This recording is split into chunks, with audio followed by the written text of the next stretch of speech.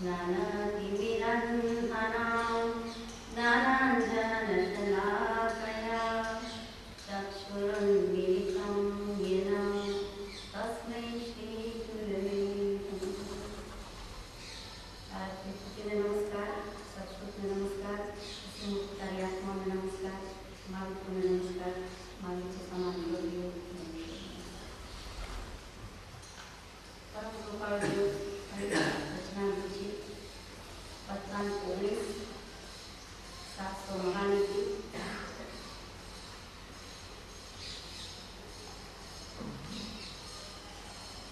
એમાં નીતિ વચન 415 16 17 18 અનુસંધાનમાં છે. લગભગ 417 સુધી વિચારણા પૂરી કરી આજે આગળ યથાશક્તિ પ્રયાસ. જે છેલ્લા વચન સાથે 2 વખતથી વધારે જમવું નહીં, સ્ત્રી ભેળો જમવું નહીં, કોઈ સાથે જમવું નહીં, અને હવે વાત છે કે પરસ્પર કવળ આપવું નહીં. નીતિ વચન 418 પરસ્પર કવળ આપવું નહીં. કવળ એટલે કોઈ પરસ્પર સામસામે અને લવું. અને કોના માટે લખ્યું છે તો કૌંસમાં સ લખ્યું છે એટલે સર્વ. 418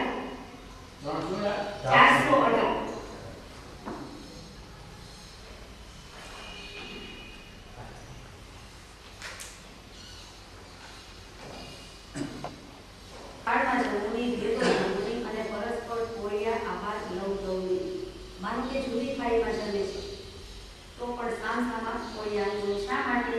તો કે મને આજના પ્રત્યે બહુ જ સ્નેહ છે, રાગ છે, પ્રેમ છે, ખાવ તો સારું, ખાવું જ પડે, ખાવું તો મારા સોગન, નહીં ખાવું તો હું મરી જઈશ, હું નહીં ખાવું, હું પણ ખાવું, મારે પણ ખાવું છે, આ પણ વાપરો. એવા જે કોઈ પણ ભાવ છે એમાં નિર્મળ પ્રેમ ભાગ્યે જ હોય, પણ એમાં સ્નેહ, રાગ અને આશા તો તે જમે અને વધારે જમે. અને એમાં પણ આ સંબંધોમાં તો ખાસ છે તો ભગવાને ચોખ્ખી ચણક ના લઈ દીધી છે કે એવું કરવા જેવું નથી. દેખીતી રીતે કારણ શું? તો કે પચે નહીં, વધારે જ ખવાય. જમ્યા પછીનું આ વધારાના આગ્રહનું એટલે પાચન શક્તિમાં પણ બગાડો થાય, તે રીતે પણ થાય, ઊંઘ આવે, વધારે થાય એટલે પ્રમાદ થાય. આ બધા દોષો નિવારણ કરવા માટે અને મુખ્યમાં મુખ્ય જે કારણ મૂળભૂત છે તે મોહ, એટલે મોહ ન થાય, રાગ ન થાય, કોઈમાં વધારો ન થાય, એટલા માટે સામસામા કોઈ આપવું નહીં અને લેવું નહીં. અને કવળ લખ્યું છે, મીઠાઈનું બટકું, પ્રસાદનું બટકું એ નથી લખ્યું. કવળ તથા કોળિયા એટલે એમાં લિક્વિડ પણ હોય, ગમે તે કોળિયો હોઈ શકે છે. એ લેતા દેતા જીવને રાગ દુઃખી થવાના વધારે થાય છે. અને વળી જો વસ્તુ આવી જાય તો ઉધરસ ચડી જાય, તરસ થઈ જાય તો એ પણ દુઃખનું જ કારણ છે. એટલે એકે રીતે જ્ઞાની પુરુષે પરસ્પર કોળિયા દેવાના અને સર્વ સામાન્ય માટે લખાય કહેવાનું છે. કઈ આગળ રાગનું નિમિત્ત, કષાયનું નિમિત્ત, સ્નેહનું નિમિત્ત, આસક્તિનું નિમિત્ત કૃપાળુને કપતું નથી. અને જે શિષ્યો તૈયાર કર્યા છે તેને પણ એ નિમિત્તમાં જવાની, એ નિમિત્તને આધીન થવાની આજ્ઞા. નીતિ વચન 419 વધારે ઓછું પથ્ય સાધન કરવું સર્વસામાન્ય. જમવાની ના નથી કહેતા, કોળિયા આપવાના નહીં, પણ વધારે ઓછું પથ્ય સાધન કરવું. પથ્ય પચી જાય કે તો કે ઓછું ન કરવું ને વધારે ન કરવું. એ કેવી રીતે? કે ભગવાનની આજ્ઞા હોય એમાં ઓછું અડધું કરવાની ના છે. જેટલી આજ્ઞા લીધી છે, જેટલી આજ્ઞા આપી છે તે કરવાની છે.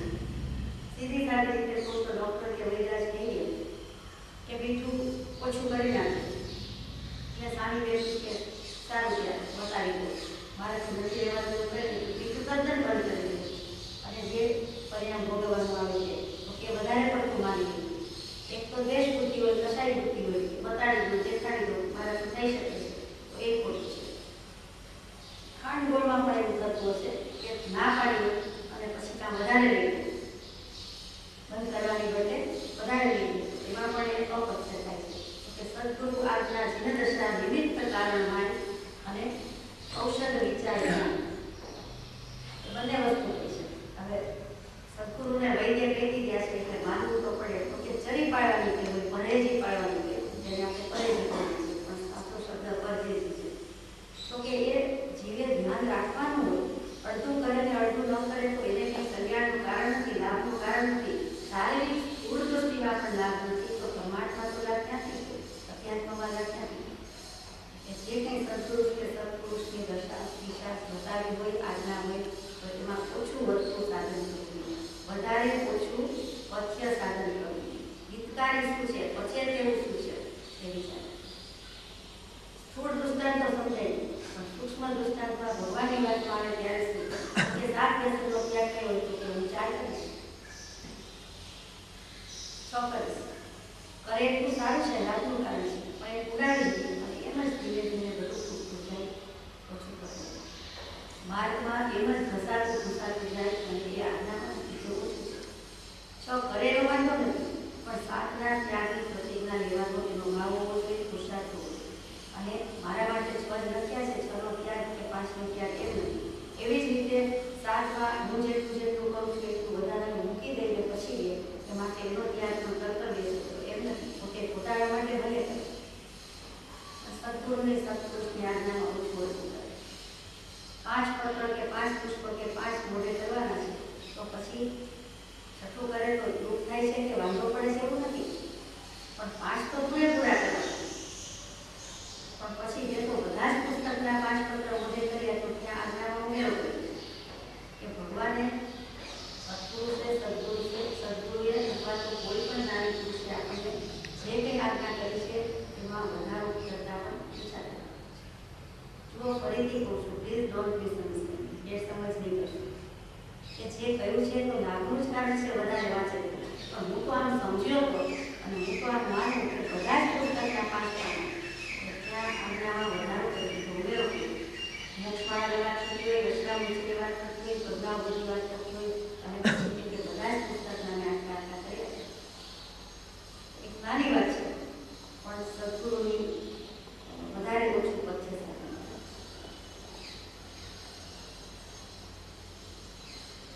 નીતિ વચન 420 નિરાગીના વચનોને પૂજ્ય ભાવે માન આપો. નિરાગી શું? નિર્વત્તા આગસ અને નિર્વત્તા રાગ. તો કે એક વખત એક જમાનામાં તો ઘણા સમય સુધી વિતરાગ ભગવંતોને પણ આપણી જેમ જ અથવા તો બધા જ જીવોને છે તેઓ રાગ હોય છે, રાગમાં હંમેશા આવી જાય છે. પણ હવે એમને નિર્ગત કરી નાખ્યો છે, નિર્મૂળ કરી દીધો છે, તો એવા નિરાગી છે. હવે વિતરાગીનો જ બીજો પર્યાય શબ્દ છે નિરાગી. એક વખત ભલે હતો પણ હવે નિતાંતપણે નિર્મૂળ કર્યો છે, હર હંમેશ માટે નિર્મૂળ કર્યો છે. હવે રાગ નથી, મૂળ્યું નથી, એ નિર્મૂળ છે, નિર્ગત છે, એવા નિરાગી. બીજી રીતે શું તો કે નિર્વત્તા આગસ. આગસ એટલે અપરાધ, આગસ એટલે દોષ, આગસ એટલે પાપ. તો કે એમને એક પણ દોષ, પાપ, અપરાધ રહ્યો નથી, હવે થતો નથી. અષ્ટાદશ ભૂષણ દેવ છે એ નિરાગી છે, એ વિતરાગી નથી. એવા નિરાગીના વચનોને પૂજ્ય ભાવે માન આપો.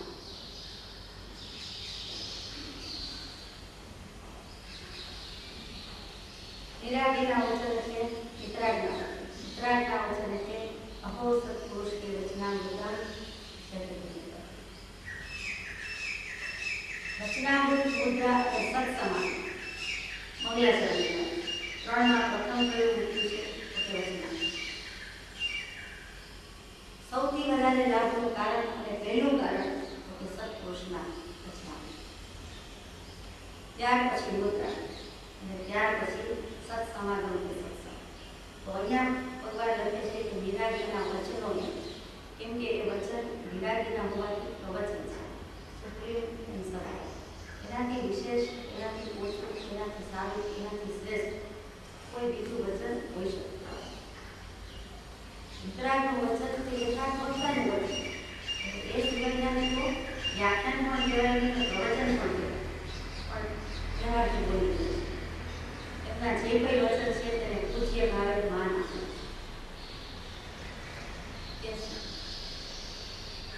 પૂજા કરતી વખતે દ્રવ્યથી, ભાવથી, અંગથી, અગ્ર પૂજા, ભાવ પૂજા, તે શબ્દ બોલવો છે. જીવ બધું જ ભૂલીને કરે છે, માકો વળીને કરે છે, નીચો નવીને કરે છે. એના અંગે પૂજા કરવા જાય છે, એના એક લક્ષણને ચિંતે છે. ભાવથી,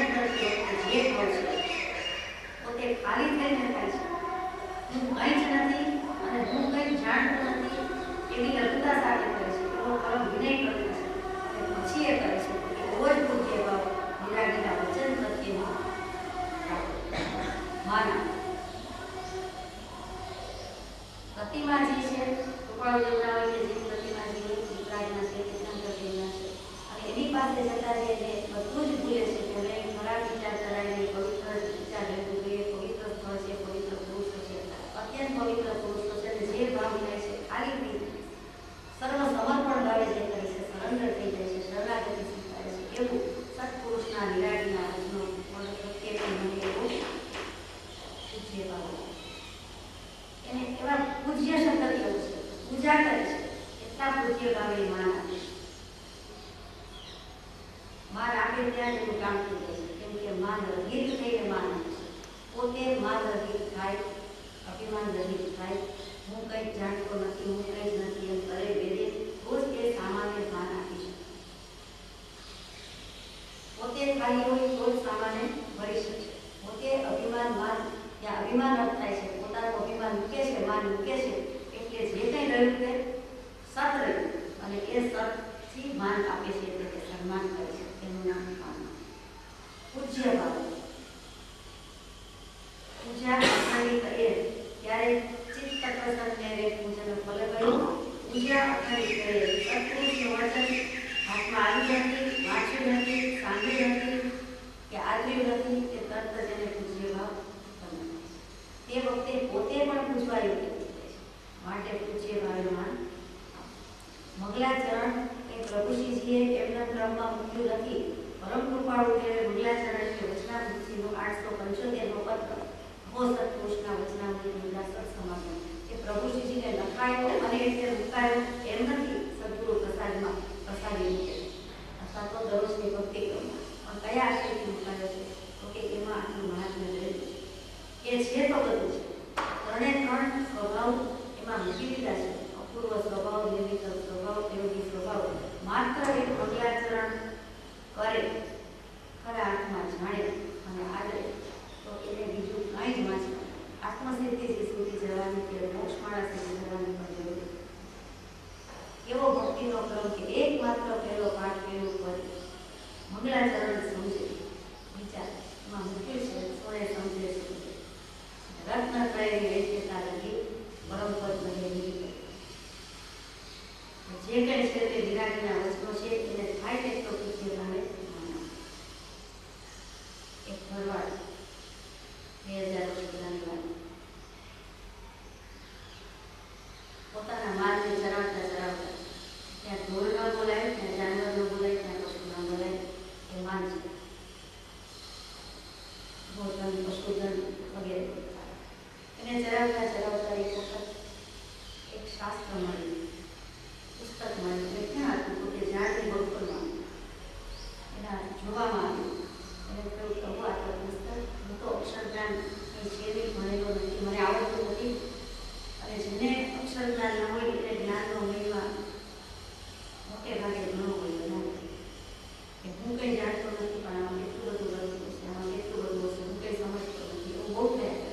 સેજ ભણ્યો હોય એ જાણે એનું અભિમાન કરે પણ જે નથી ભણ્યો કે નથી વાંચતો એમાં ક્યુરિયોસિટી, કુતૂહલ, જિજ્ઞાસા કરતાં પણ પોતાની નમ્રતા હોય અને આમાં ઘણું બધું ભર્યું છે પણ મને ઉતરતું નથી, આવડતું નથી તો એને મનમાં બહુ ખેદ અને ખેદ સાથે સન્માન પણ વ્યવહારમાં પણ જોવા મળે. તો એ ભરવાડ કરીને થાય છે કે આ તો ઘરે લઈ જવા જેવી ચીજ ઝાડની બપોરમાં આટલા સચવાઈ ભરવાને લઈ જઈ તો તે ઘેર લઈ જાય છે.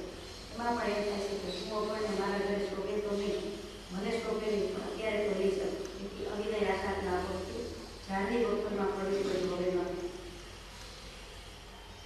કરે લઈ જાય છે.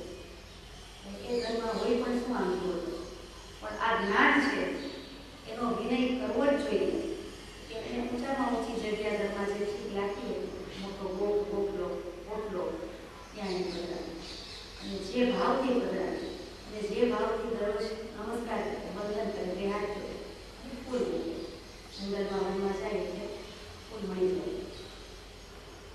થોડાક વખતમાં જ એને કોઈ મુનિના દર્શનમાં અને જંગલમાં વનમાં એને થયું કે આ તો ત્યાં જ શોભે, હું પૂજા નમસ્કાર કરું છું પણ એને યોગ્ય છે કે સત્પાત્ર છે, આથી વધારે પાત્ર શું હોઈ શકે અને સત્પાત્રને સદભાવપૂર્વક અત્યંત બહુમાનપૂર્વક તે ગ્રંથશાસ્ત્ર ઓળાવે છે. જે ઉત્કૃષ્ટ ભક્તિ થઈ, શુદ્ધ ભક્તિ થઈ, અજાણતા થઈ, પ્રવચન ભક્તિ થઈ, એના પરિણામ રૂપે બીજા જ હવે કુંદ કુંતા ચાલે. એ જ ભરવાડનો જીવ જેને બીજા ગમે સમય સાજી, નિયમ સાજી, પ્રવચન સાજી, અષ્ટપ્રાકૃત જેવા ગમનમાં ગમન ગ્રંથ જેમાં આત્મા જ ગાય છે.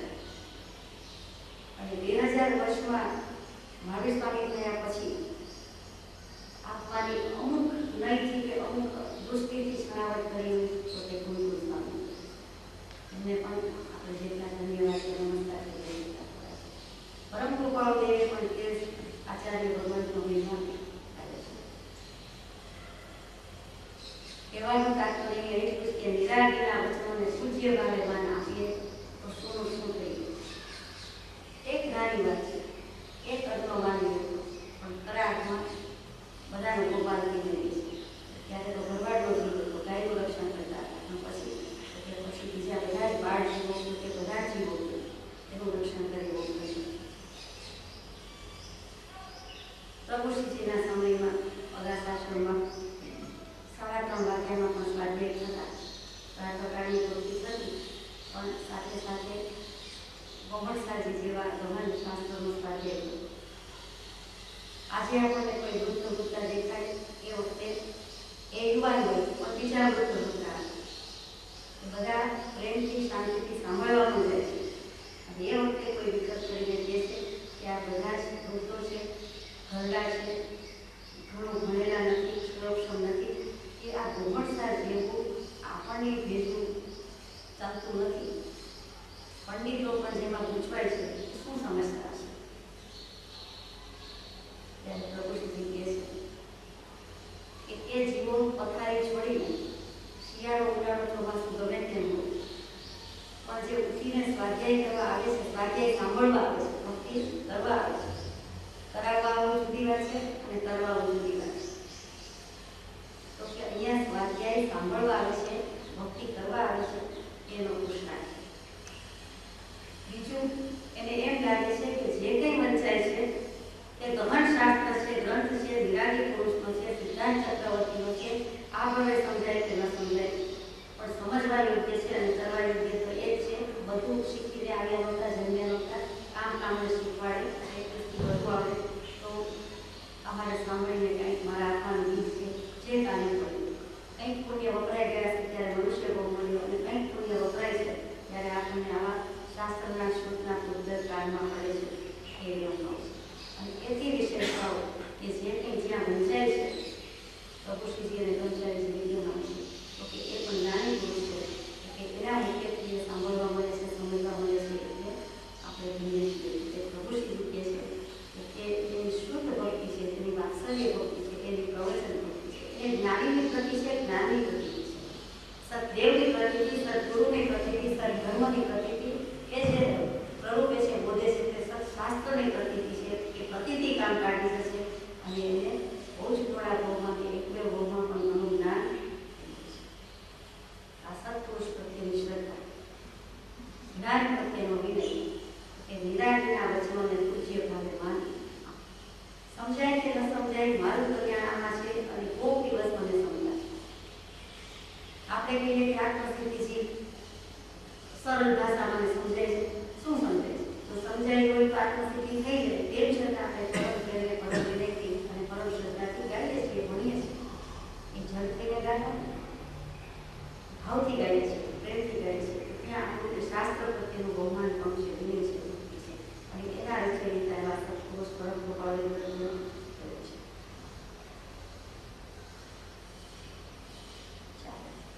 નીતિ વચન 421 નિરાગી ગ્રંથો વાંચ્યું. નિરાગી વચનો જેમાં હોય તે નિરાગી ગ્રંથો અને નિરાગી ગ્રંથોમાં જે લખાયું હોય તે નિરાગી વચન. વચન અને ગ્રંથમાં થોડો ફરક છે. વચન કોઈક વખત આપણે પ્રત્યક્ષ યોગમાં સાંભળવા મળે છે, જ્યારે ગ્રંથ એ ગૂંથાઈ ગયા હોય છે, લખાઈ ગયા હોય છે, પછી આપણી પાસે ચેતન સ્વરૂપે આવતા પુસ્તક સ્વરૂપે, શાસ્ત્ર સ્વરૂપે અને પેલા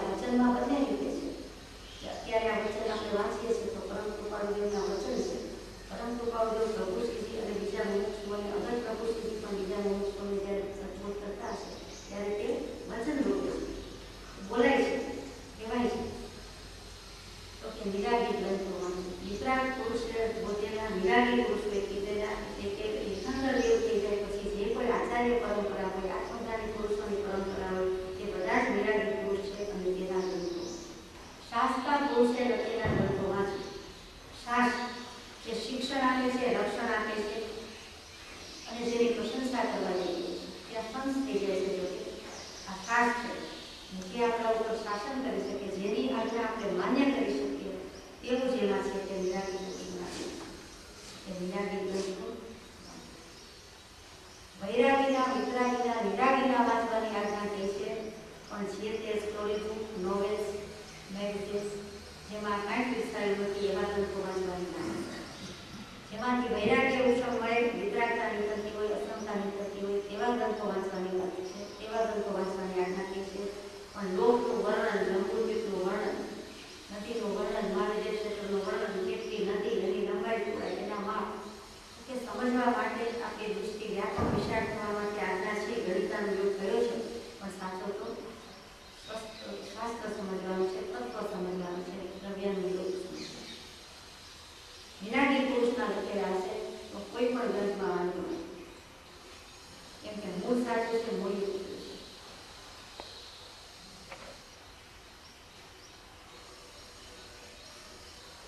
નીતિ વચન 422 તત્વને જ ગ્રહણ કરવું. ગ્રંથો વાંચીને ચોખ્ખું લઈ નથી દીધું કે તત્વને જ ગ્રહણ કરવું.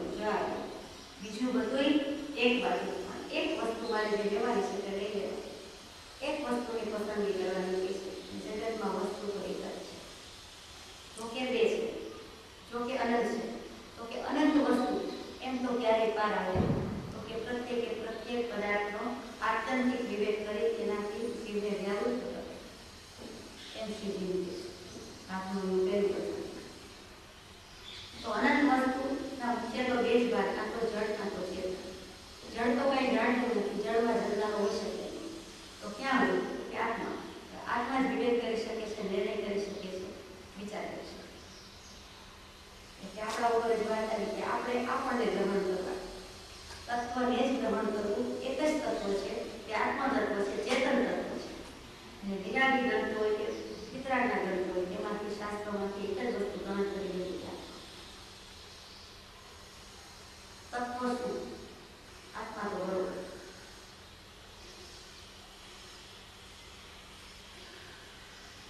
અમૂલ્ય તત્વ વિચાર મોક્ષમાળાના 67માં શિક્ષા પાઠ સારી જોડાઈ જતા જે પદ મુકાયું એ બહુ પુણ્ય કેરા અમૂલ્ય તત્વ વિચાર, જેનું કોઈ મૂલ્ય થઈ શકે એવું જ નથી. ક્યારેય કોઈ દિવસ કોઈ પણ રીતે કોઈ પણ બાબતમાં કોઈ પણ એવી અપેક્ષાથી એનું મૂલ્ય ન થઈ શકે એવું અમૂલ્ય, અનમોલ, મૌલિક, ઓરિજિનલ, અનુત્પન્ન, અજર, અમર, અવિનાશી એવું આત્મા. એટલે આત્મા તત્વ વિચાર કે અમૂલ્ય તત્વ. એમાં પણ એસેન્સ મૂક્યું છે કે હું કોણ છું, ક્યાંથી થયું, શું સ્વરૂપ છે મારું થયું, કોના સંબંધે વળગણા છે, રાખું કે વરગ એ ના વિચાર વિવેક પૂર્વક શાંત ભાવે જો કર્યા તો સર્વ આત્મિક જ્ઞાન ના સિદ્ધાંત તત્વ અનુભવ. 5 જ પ્રશ્ન પૂછ્યા છે. હું કોણ છું? તો સત્પુરુષનો શિષ્ય છે. તો હવે એવું છે પ્રશ્ન પૂછ્યો. સત્પુરુષનો શિષ્ય હોય ત્યારે સત્પુરુષ એ જ છે. સત્પુરુષનો ખરેખર શિષ્ય હોય તો એને સત્શિષ્ય છે, એમાંથી સદગુરુ કે સત્પુરુષ એને પરિણામ પામે જ થવું જ પડે. એટલે કે સાચું થવું પડે. આત્મામાંથી બહિરાત્મામાંથી અંતરાત્માથી પરમાત્મા થવું પડે. એટલે હું કોણ, ક્યાંથી થયું, ક્યાંથી થયું, અનાદિકાળથી છે જ એનું આત્મા રૂપે તો અસ્તિત્વ છે જ. માતા પિતાને ત્યાં જન્મ્યું પણ એની પહેલા તો કે એ આત્માનું અસ્તિત્વ હતું જ. એ ક્યારેય મળતો નથી, અવિનાશી છે, શાશ્વત વસ્તુ છે. ક્યાંથી થયો, કોઈ દિશામાંથી આવ્યું, કઈ દિશામાંથી આવ્યું, ત્યાર પછી ઓળખો કરે છે કે શું સ્વરૂપ છે એમાં. શું છો? મોક્ષ સ્વરૂપ છે. સર્વજીવ છે સિદ્ધ સ્વરૂપ, જે બધા આત્મા છે તું પણ મોક્ષ સ્વરૂપ છે.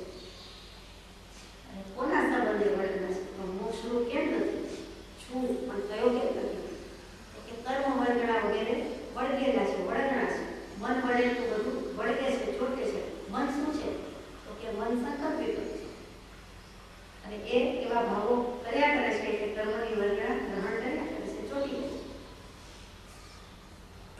રાખવું કે એ પડી જાય છે. હવે રાખવાની છે છોડી દેવાય. આ 5 પ્રશ્નોના વિચાર જો કરે અને વિવેકપૂર્વક કરે તો જળ ચેતનના વિવેકપૂર્વક કરે. બે આત્મા જુદા છે એ માનીને કરે. મારું હિત શું, મારું હિત શું, સાચું શું, ખોટું શું, ખોટું શું, સારું શું, ખરાબ શું, આત્માનું કલ્યાણ કરવા જેવું છે કે બીજા બધા કામ કરવા, એવા બધા ભાવો વિચારે. અને પાછા કેવી રીતે વિચારે? શાંત કરવા જેવી તેવી રીતે નહીં. હલબલ કરતા ઉપયોગ કરવો હોય એની પ્રવૃત્તિ શાંત થાય, સમયની પણ અનુકૂળતા હોય, જ્યાં કોઈ વિઘ્ન ન હોય તેવો સમય પણ અનુકૂળ શોધે.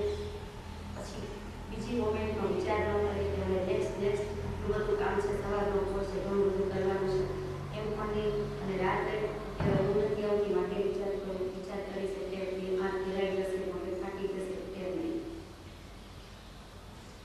સારી રીતે કરે, શાંત ભાવે જો કર્યા તો જ્ઞાન જ્ઞાન જે દ્વાદશાંગી ભણતા જે ભાવ નથી ભૂલી શકતો એટલે આખી દ્વાદશાંગી સમસ્ત શુદ્ધ જ્ઞાન એનો સાર આત્મા પામવાનો છે તે એક શાંતપણું સંભાળે તો જ્ઞાન જ્ઞાન કરી વાત એ બારે આગળ સગડાય આગળ ભણી ચૂક્યો. કેમ કે જગતની વિસ્મૃતિ કરી અને સતના ચરણમાં માટે બધું કરી તો એવી વાત હતી. તત્વને જ ગ્રહણ કર્યું. આટલું જ વિચારે કે હું કોણ, અને ઉત્કટ વાતો થાય, 5 પ્રશ્નના જવાબ મળી જાય તો જ્ઞાન જ્ઞાન તત્વ ગ્રહણ મળી જાય. આ ભગવાનના વચનની વાત છે, આપણું ગ્રહણ નથી. સાર ગ્રહણ કરી લેવાનું છે તો બધાને આવડે છે લેવાનું. અહીંયા આખી વાતનો આખા શાસ્ત્રનો તત્વ જ ગ્રહણ કરે. બીજું બધું નીતિ વચન 423 નિર્માલ્ય અધ્યયન જરૂરી. સારભૂત લઈ લેવું. બીજું શું કે બીજું નિસ્સાર અસાર. ઘઉં લઈ લઈએ તો કાંકરા જેવા દેવા, વસ્તુ લઈ લઈએ તો કોતરા જેવા દેવા. સિંગારા વાપરે કોતરા કાઢી નાખી, કેમ ખબર નહીં કોતરામાં શું લાવવાનું. ઘણા તો બદામ જેવી પૌષ્ટિક વસ્તુ હોય કોતરા કાઢી નાખી, ચાલુ કરી નાખી. હશે વ્યવહારમાં બધું શું લાભદાયક હોય ખબર ન પડે. પણ નિર્માલ્ય અધ્યયન કરવું નહીં. નિર્માલ્ય માલ વિનાનું, સાર વિનાનું, એસેન્સ વિનાનું, અર્થ વિનાનું, કોઈ સ્વાદ નથી, સત્વ નથી, રસ નથી, કસ નથી. એનું કામ શું છે? તો એવા નિર્માલ્ય શક્તિ વિના આપણને પુરુષાર્થ જ ન હોય પણ બીજા જ હોય એવા અધ્યયન કરવું નહીં. અધ્યયન શાસ્ત્રો લખાયા છે શ્રી આચાર્ય સુરેન્દ્ર રાણા સંવાદથી માંડીને છેલ્લું 12 પુસ્તિકા કે જેમાં એના 5મા ભાગ રૂપે 14 પૂર્વ એ આગળ તો કેવું ને કેવું હોય. અને આજે 11 મળે છે પણ 12 પુસ્તિકા લુપ્ત થઈ ગઈ.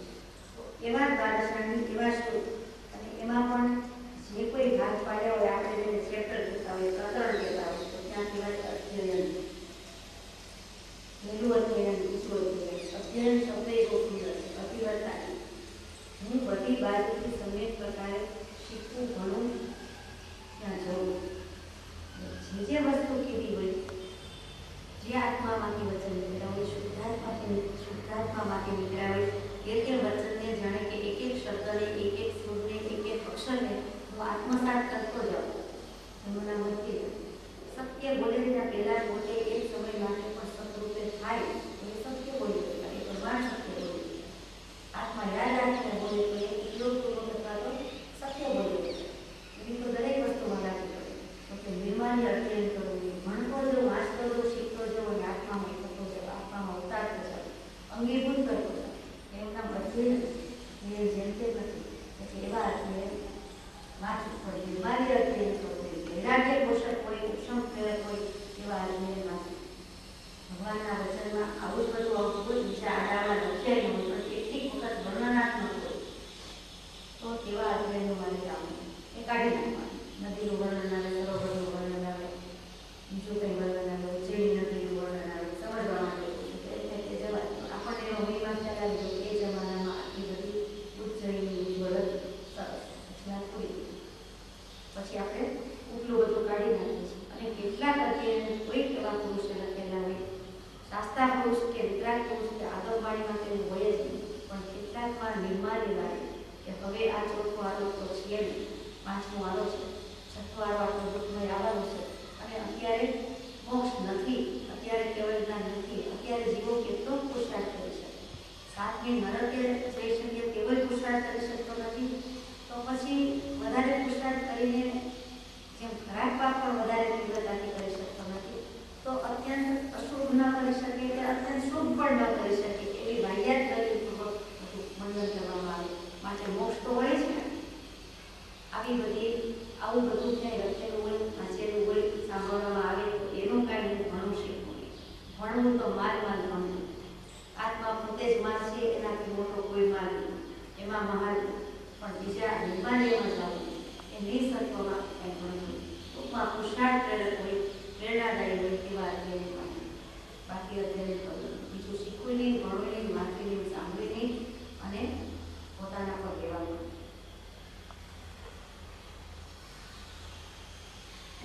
ઋષભદેવ ભગવાન 98 પુત્રોને ઉપદેશ કર્યા એ અધ્યયન કેવું?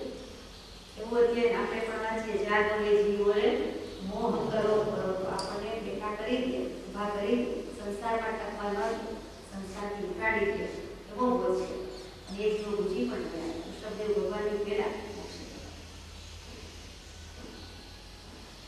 નીતિ વચન 424 વિચાર શક્તિને કીધું. હવે અધ્યયન કરવું નહીં, તત્વ ગ્રહણ કરવું, પણ થાય કેવી રીતે? ઓકે, વિચાર શક્તિ નથી, બધું કડીબદ્ધ જાય છે, ક્રમબદ્ધ લખે છે. વિચાર શું? વિવર્તા ચલ વિશેષ પ્રકારે, ખાસ પ્રકારે, વિશિષ્ટ રીતે જેમાં ચલવું કરવું અને સ્થિર તે વિચાર. હકીકતે તો વિચાર એટલે જ આત્મામાં રીવા કરવાની વાત કરી છે, પણ દર વખતે આત્મા તો કેવી રીતે કરવું? કે વિચારમાં વિવેક અને વિવેક આવી છે. વિચાર શબ્દમાં વિવેક વિવેક આવી ગયું છે. વિચાર વિનય વિવેક વડે મોક્ષ થઈ જાય છે. વિચાર શક્તિ, વિચારને એક યોગ કીધો છે. યોગ અસંખ્ય જે જીન કયા 9-25માં પૂજામાં આવે છે કે અસંખ્ય પ્રકારના યોગ છે. પરમાત્મા સાથે જોડાણ કરવાના, મોક્ષે જવાના અસંખ્ય યોગ, અસંખ્ય પ્રકાર છે. એ અસંખ્યમાં મુખ્યમાં મુખ્ય કોઈ 9 કહે, 9-25 બોલાય. બીજી ઘણી રીતે યોગ છે, મુકાયું છે શબ્દરત્ન કોશમાં. પણ આમાં યોગ કેવો કેવો છે તો કે વિચાર, વિચાર એક યોગ છે. માટે પરમ કૃપાદેવે આત્મસિદ્ધિમાં લગભગ 13-14-17 વાર વિચાર શબ્દ મૂક્યો છે. આજે ઘણી જોઈશું. કર વિચાર તો પામે મોક્ષ, આશીર્વાદ પણ વરસાવી રહ્યો છે, અપેક્ષા પણ રાખે છે. મિત્રો તો આશીર્વાદ બનતો જ નથી, એમના આશીષ બનતી નથી, પણ આશીર્વાદમાં શું કહ્યું? કર વિચાર, આજ્ઞા આવી અને અપેક્ષા આવી કે તમે વિચાર કરો તો આપણે વિચાર વિનાના તો છીએ ને, વિચાર શક્તિ તો છે, તો કે એ વિચાર શક્તિ જે સંકલ્પ વિકલ્પ કર્યા કરે છે, આડી અવડી કર્યા કરે છે, આત્મા સિવાયના વિચાર કર્યા કરે છે, એ વિચાર શક્તિને કુંઠિત કરી દેવા દે છે. એ સંકલ્પ વિકલ્પો મૂકી દેવાના છે. એ છોડવામાં બાધા હોય તો કહી દે, એ મૂકવામાં બાધા હોય તો કહી દે, તો ઉપયોગ શુદ્ધ કરવા જગતના સંકલ્પ વિકલ્પને ભૂલી જતું. ત્યાં આપણે એ વિચાર શક્તિમાં નથી લઈ જતા, પણ કયા વિચાર કરવાના છે તો કે આત્માના કરવાના છે, આત્મા સંબંધી વિચાર કરવાના છે. એમાં બધા એવું કે એ વિચાર તો આવતા જ નથી. એક જ સમય સેકન્ડ પહેલા એવું કે વિચાર બહુ આવે છે, ભજવે છે, વિકલ્પો બહુ આવે છે. બીજી જ સેકન્ડે પૂછો તો કે વિચાર આવતા જ નથી. શું સમજવું? કે ત્યાં આત્મવિચાર આવતા નથી. કૃપાદેવ પ્રભુશ્રીજીને પૂછ્યું છે, બ્રહ્મચારીજીને પણ પૂછ્યું છે કે વિચાર કેમ આવતા નથી? જરા વાત જાણું છું કે હોળી હોય તો વેપાર થાય, હોળી હોય તો વેપાર થાય. સત્પુરુષના વચન વાંચ્યા હોય, કાંઈક આમ નીચેથી નીકળ્યું હોય, દૃષ્ટિ તરફથી નીકળ્યું હોય, કાનમાં પડ્યું હોય તો જ એને વિચાર આવે, બાકી વિચાર આવતા નથી. વિચાર શક્તિ એમને થતી નથી. વિચાર તો આવે, કંઈક હોય તો એ પ્રવૃત્તિ કરે, બિઝનેસ કરે, વ્યવસાય કરે, વ્યાપાર કરે. ટૂંકમાં બીજું બધું ખીલવીએ છીએ તેવી રીતે વિચાર શક્તિને કેળવું, ખીલવું. એનો સર્વોત્કૃષ્ટ ઉપાય સત્સંગ છે. સાંભળ કરે કોઈ આત્મા ભોગવ કરવું. શ્રવણ પવનની લેનમાં પડશે, સાંભળવું ગમે, પણ પછી પોતાને કરવાનું આવે મનન અને વિચાર, ત્યાં વાંધો પડી જાય. તો કે શ્રવણ પવનની લેનમાં પડશે એ તો જતું રહેશે, પણ પછી મનન કરવાથી છાપ બેસે છે, નિધિધ્યાસન કરવાથી ભાવ થાય છે, એ મય ખવાય છે, એમાં સ્થિતિ થાય છે. એટલે આત્મા વિચારવો, સાંભળવો, નિધિધ્યાસન કરવું એવી એક વેદની શ્રુતિ છે 551 પત્રમાં છે તે ધીમેથી ચોપાવવામાં આવી છે. તો વિચાર શક્તિ નથી.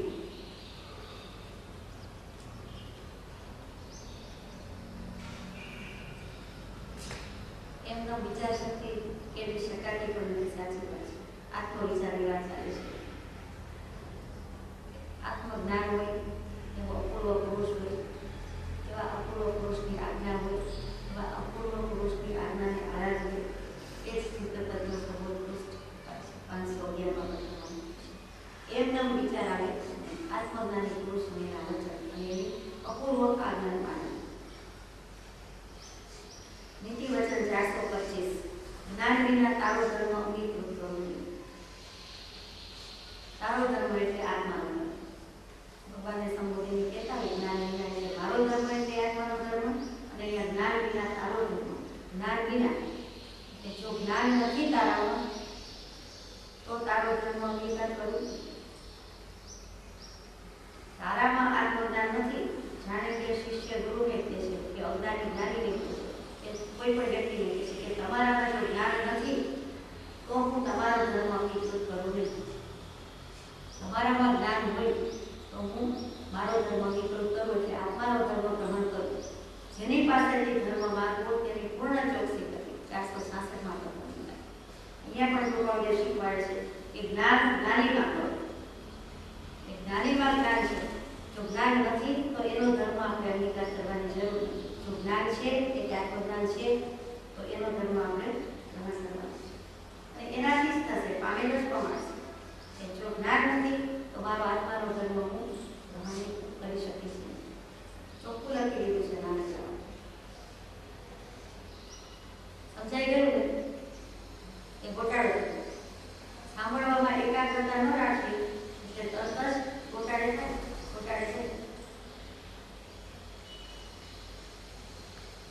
જ્ઞાન વિના એટલે આત્મજ્ઞાન વિના. તારો ધર્મ એટલે આત્માનો ધર્મ, પોતાનો ધર્મ, મારો આત્માનો ધર્મ હું ગ્રહણ ન કરું. જો કોઈનામાં આત્મજ્ઞાન ત્યાં નહીં પણ એ સાચા ગુરુ હોય, બાકી ગુરુ કલ્પના આત્મા હોય એમ કેવું. એમાં સમજાય ગયું?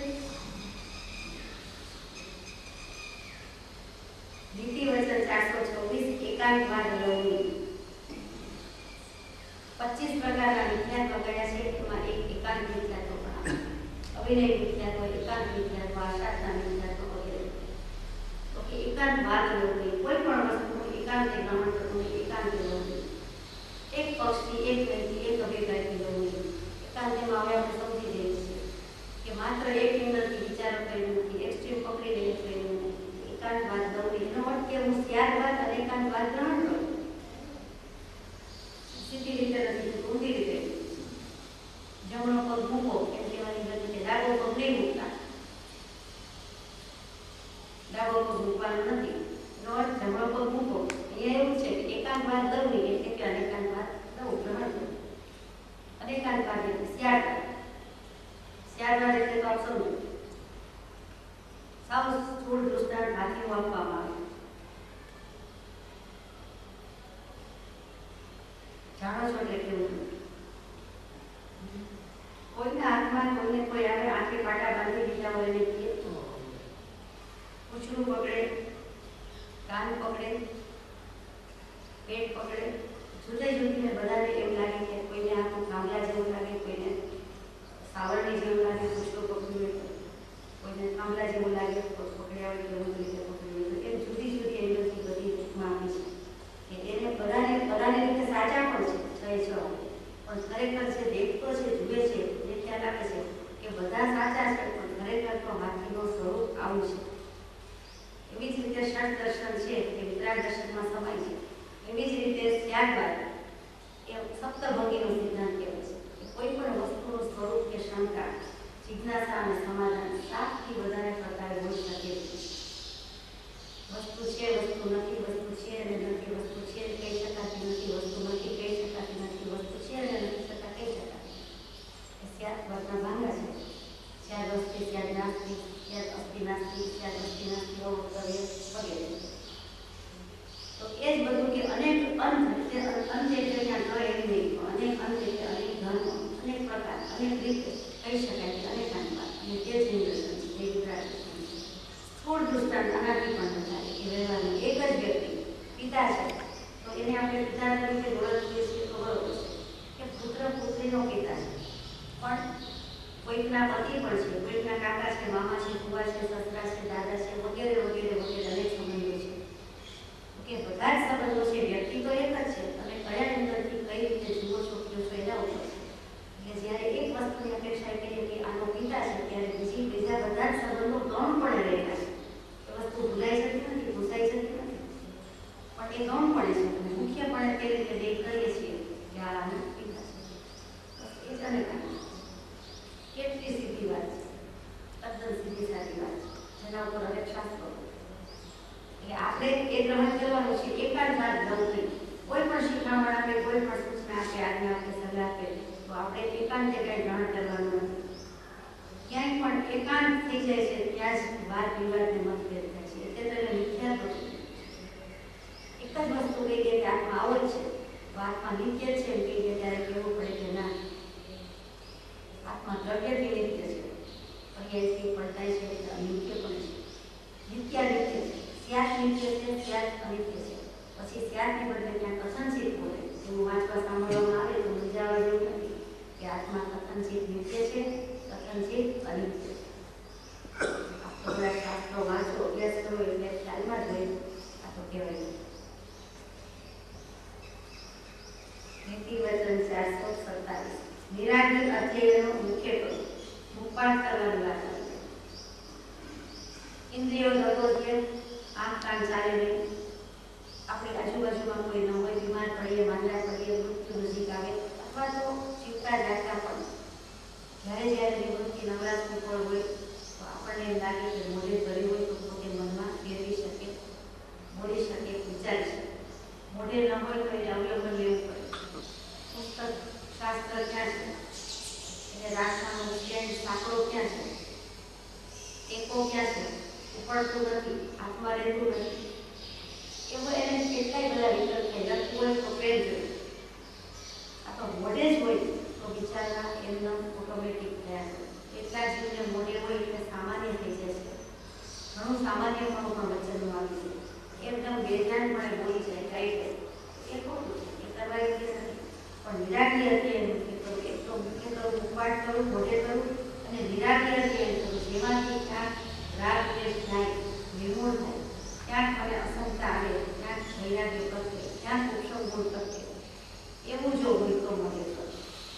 ઘણાને ફિલ્મી સંગીત, ફિલ્મી ગીતો કેટલા બધા આવડતા હોય છે, પણ ત્યાં કહી દીધું કે નિરાકરી અધ્યયન ન કહેવાય. એટલાને કેટલી બધી ગઝલ આવે, એટલાને કેટલાય બધા બીજા લગ્ન વગેરેના પ્રસંગના ગીત આવે, એ બધાને ભગવાને નિરાકરી અધ્યયન કર્યા નથી. એ તો રાગ મોહ પ્રેરક અને સ્નેહને પોષક એમાંથી નીકળી જવાનું છે. એવું જે કંઈ મોઢે હોય તો બધામાંથી નીકળી જવાનું છે અને નિરાકરી અધ્યયન મોઢે કરીને નિરાકરી થઈ જવાનું. નીતિ વચન 428 ધર્મ કથા શ્રવણ કરો. ધર્મ કથા એટલે સ્ત્રી પુરુષ કથા, ભોજન કથા, દેશ કથા, રાજ કથા સિવાયનું જે કંઈ છે આત્માની કથા. આત્માની કથા શેમાં આવે તો કે 4 પ્રકારે આવે: આક્ષેપણી, વિક્ષેપણી, સંવેદની અને નિર્વેદની. આક્ષેપ, વિક્ષેપ, સંવેદ અને નિર્વેદ. મોટાભાગે જાય. આક્ષેપણી શું તો આપણે વાત થઈ ગઈ છે એટલે બહુ કહેતી નથી કે સામાન્ય આક્ષેપ કરવો એ નહીં, પણ સામાન્ય આ બાજુ પોતાના તરફ આ ચારે બાજુથી કે મર્યાદા મૂકો અને ક્ષીપ મૂકવું. ક્ષીપ એટલે ફેંકવું થાય અને ક્ષીપ એટલે મૂકવું ને રાખવું પણ થાય. ઓકે, એને ઉમાર્ગે વિદ્યામાર્ગે હોય તો સન્માર્ગે વાળવાનો પ્રયાસ આ કરવા જેવું છે. અમે તો આ પ્રકારે કરીએ છીએ, અમને તો પરમ કૃપાઓ મળ્યા છે, અમને એમના વચનામૃતિ ગમે છે વગેરે વગેરે. તો તે આક્ષેપણી કરતા. વિક્ષેપણી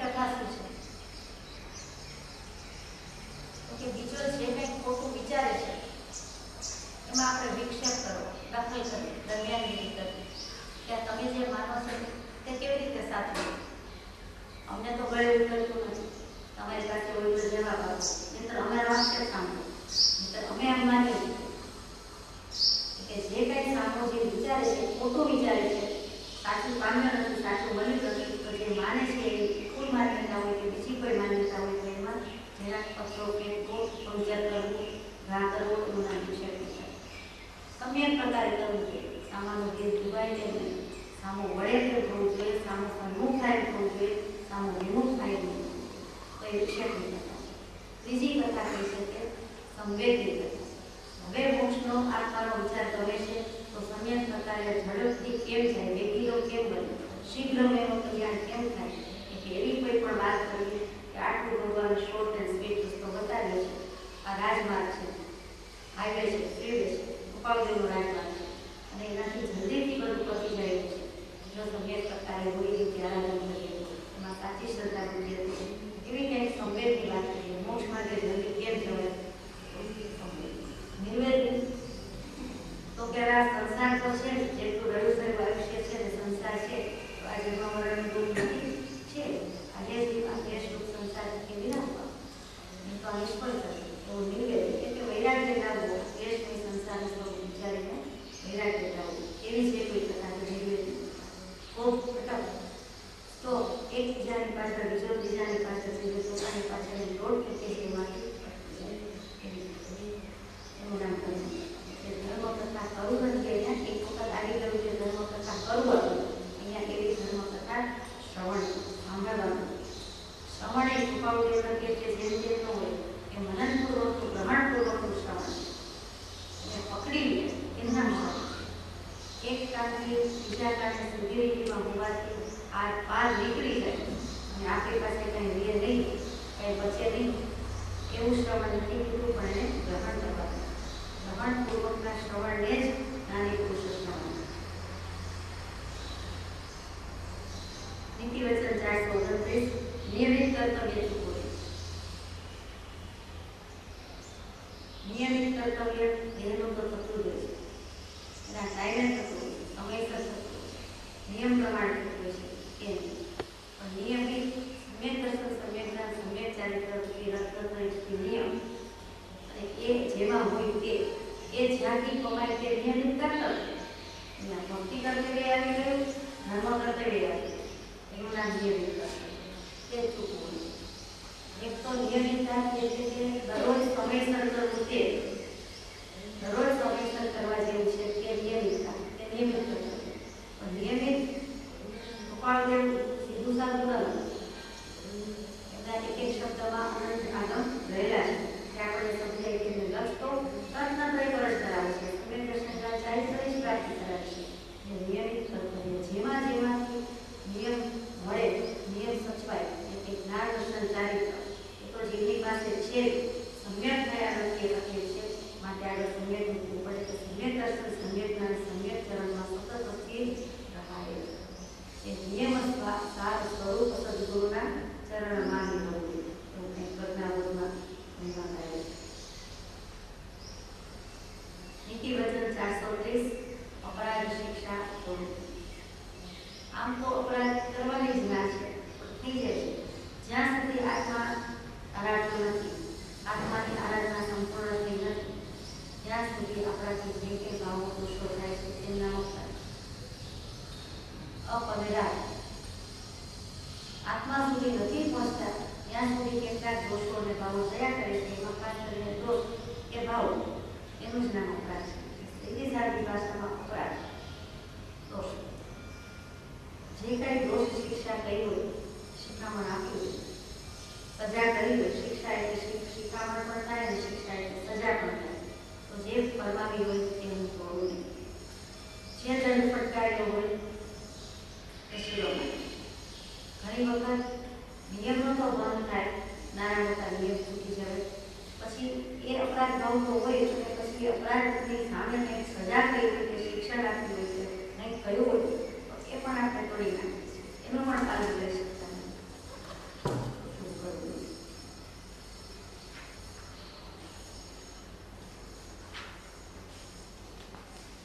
વચન 431 યાચકની હાંસી કરોડી. યાચક કોણ? કંઈક માગે છે તે યાચક. આપણે યાચક કહેવાય. આપણે અનંતૃપાળીઓ પાસે યાચના કરીએ છીએ, પ્રયાસના કરીએ છીએ, પણ એમણે તો કહી દીધું કે અનંતકાળનું યાચક પણ ફરીથી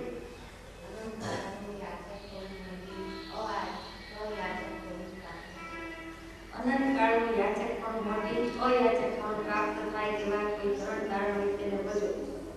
કોણ છે તરણ તારણ? પરમ કૃપા. તો આપણે એના યાચક કરા.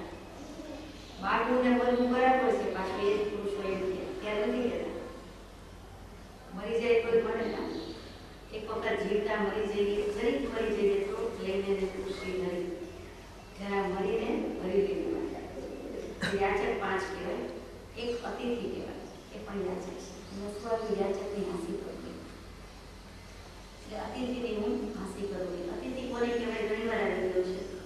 સાધુ ભગવાન સાચીજી જે કોઈ પધારે છે એનું સ્થિતિ સ્મૃતિ સમય મર્યાદા નક્કી નથી. એ છે અપ્રતિબદ્ધ વિહારી છે, તે છે સત્પુરુષો છે. ગમે ત્યારે આવી ચડે તે અતિથિ બધા છે, મહેમાન છે, તે બધા જ કોઈ પણ અતિથિ જુદી નિરંતર. એ કંઈ તિથિ હોય તો જ ધર્મ પાડે એવું નથી, પણ તિથિ સિવાય કોઈ પણ સમયે ધર્મ જ આચરે છે, નિરંતર ધર્મ આચરે છે, એ બધા પણ અતિથિ છે. તો એની હાંસી કરવી. કેમ કે યાચકની હાંસી મજાક મશ્કરી કરવી, અતિથિની મશ્કરી કરવી, મહેમાન એટલે માતાના બોલ. બીજું કૃપણ, કંજૂસ, એ યાચક. શાસ્ત્રોમાં જે 5 યાચક કયા છે એની વાત ચાલે છે. તો કંજૂસની મશ્કરી આપણાથી થઈ જતી હોય છે. તો કંજૂસની મશ્કરી કરવા જેવું નથી, હાંસી કરવા જેવું. એક તો કૃપણ હોય જ એટલે પાછી હાંસી કરી વધારે કૃપણ. ત્રીજું બ્રાહ્મણ. બ્રાહ્મણ ક્યાંય માગવા જતા હોય, બચપણમાં જોયા છે, હવે તો જોવા મળતા નથી. તો એમ કહે કે બ્રાહ્મણ છે ને એટલે આપી દીધોને માગવા આવી ગયા, જો આ સીધું સામાન લેવા પહોંચી ગયા. મશ્કરી છે.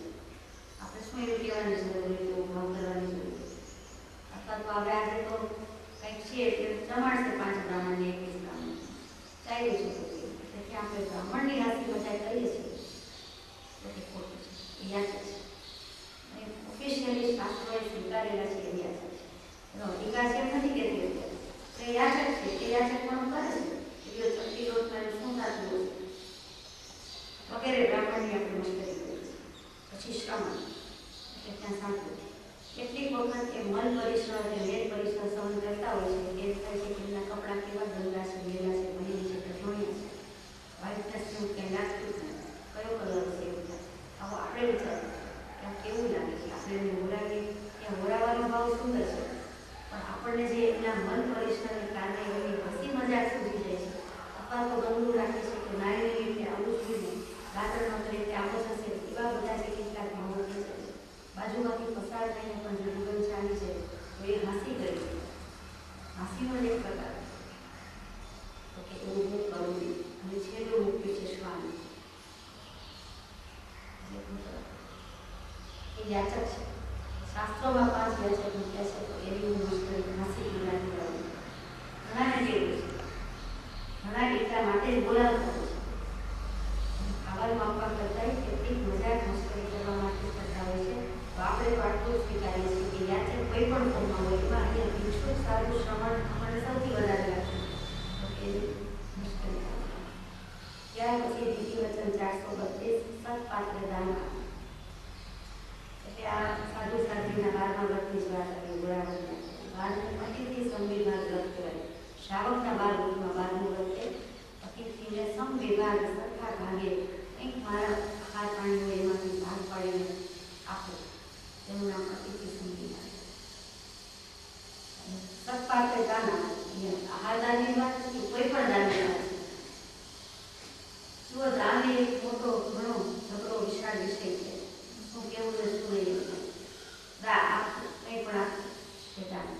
હવે જ્યાં ભગવાન શીખડાવે છે તારું છે જ નહીં, તારું કાંઈ છે જ નહીં, કે આપણું કાંઈ હોય જ નહીં, તો આપણે દાન આપવું કહેવાય કે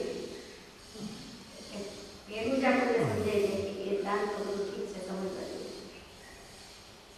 પછી છતાંય જે કંઈ આપીએ છીએ તે દાન, તો દાનમાં સર્વોત્કૃષ્ટ દાન શું કરું તો કેટલીક વખત અભયદાનનું નામ આવે અને કેટલીક વખત જ્ઞાનદાનનું નામ આવે અને કેટલીક વખત આહારદાનનું નામ, કે મુનિ જેવા મુનિ ભગવંતને આહારદાન આપીને નિર્દોષ કોચી વગેરે ઓરાડીને ક્ષુધાસમન કરીને જે નિરંતર ધર્મ આચરણ ધર્મ પાલન જ કરે છે, ધર્મમય કે છે, આત્મ સ્વભાવ સાધે છે, એવા પુરુષોને ઓરાડીને કેટલાય પુરુષોનું કલ્યાણ થયું છે, કેટલાય જીવોનું કલ્યાણ.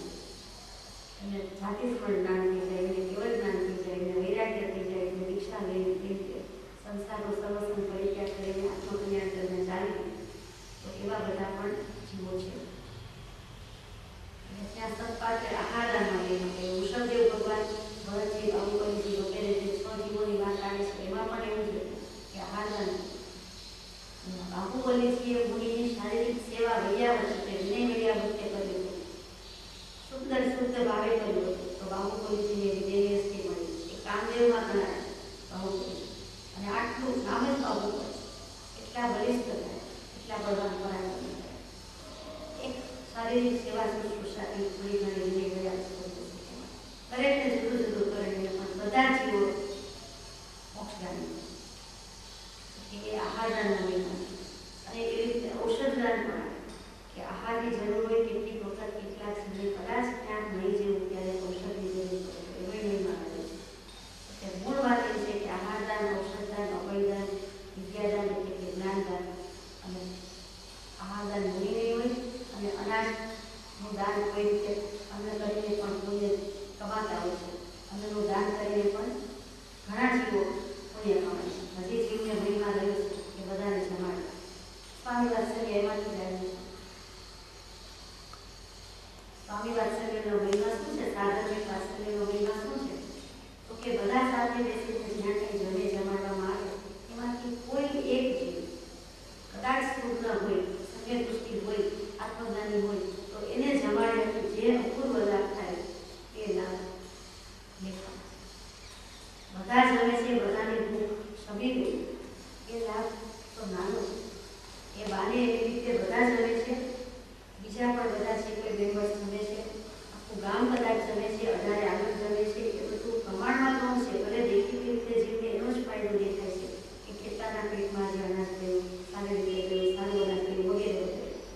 સારી વાત છે, સારો ભાવ છે, શુભ ભાવ છે, પણ પેલો ભાવ છે એ મહત્વનો છે. આ બધા જ સ્વામી વાત્સલ્ય દાન પાણીકાર આપીને કરતા હોય તેમાં આ જ ભાવ હોય છે. ક્યાંક કીર્તિની કામના હશે, ક્યાંક પૈસો વેચ દેવાની વાત હશે, બધે બધું ઉજળું ચોળું હોતું નથી, પણ પાછળનો રહસ્ય કે આશય એવો છે કોઈ એક જીવ, કોઈ એક પામેલો જીવ જો કાંઈ આરોગ્ય પૂછવાનું વાપરે તો એનું એક આહારદાન સ્વામી વાત્સલ્ય દાન કહેવાય. ઔષધદાન કહેવાય. અભયદાન તો આપણે જાણો છો કે જીવ હિંસાથી અટકાવી દેવાય. આપણે કંઈ કોઈને દાન આપી શકીએ છીએ? આયુષ્યનું દાન આપીએ છીએ? જે જીવનું જેટલું આયુષ્ય છે